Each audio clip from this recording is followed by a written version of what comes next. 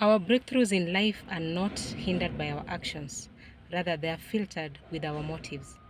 Why you do what you do matters more. And this is the lesson I want us to take home from the story of Abraham and Abimelech in the book of Genesis 20. My name is Lois. If you're watching me for the first time, I'm a mindset coach. Helping you align with your purpose is why I'm here. Let's get into it. Abimelech was the king of Gerar, and Abraham and his wife had moved to Gerar to live there. Abraham told Sarah to tell others that she was his sister because he didn't want to be killed and Sarah be taken away from him.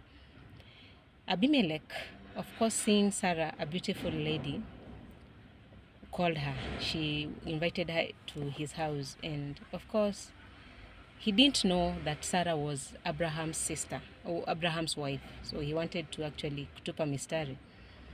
But that night, the Spirit of the Lord approached Abimelech and warned him not to do anything with Sarah because that was someone's wife.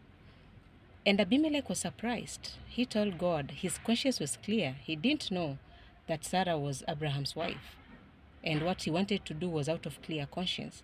And the Lord told him, he knew that he was doing it out of clear conscience, and that's why he wanted to block him from doing anything with Sarah, because it would have brought a curse on that land. And that there is the lesson. Abimelech wondered and asked Abraham, why didn't you tell me? Why did you lie to me? Why did you want me to bring curses upon this land? And Abraham explained to him that he didn't want him to be killed and his wife taken away from him. To cut the story short, here's the thing. God saw Abimelech's motive.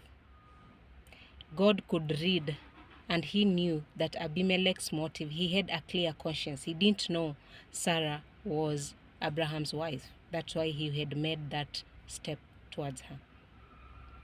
The lesson here is God rewards our motive more than the action. And that's why he moved in to save Abimelech from doing what he wanted to do.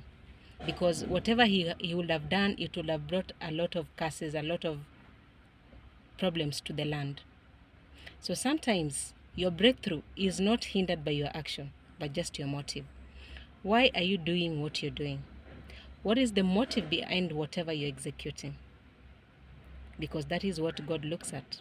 The motives, your actions may lie. You may act out here to get people's applause, to get people's validation, to get people's likes, but your intention might be so wrong, and that is what is rewarded. Actions can be copied, but motives can never be copied. Nobody can even tell why you're doing what you're doing. Nobody can tell the reason behind your actions, but there is one who watches.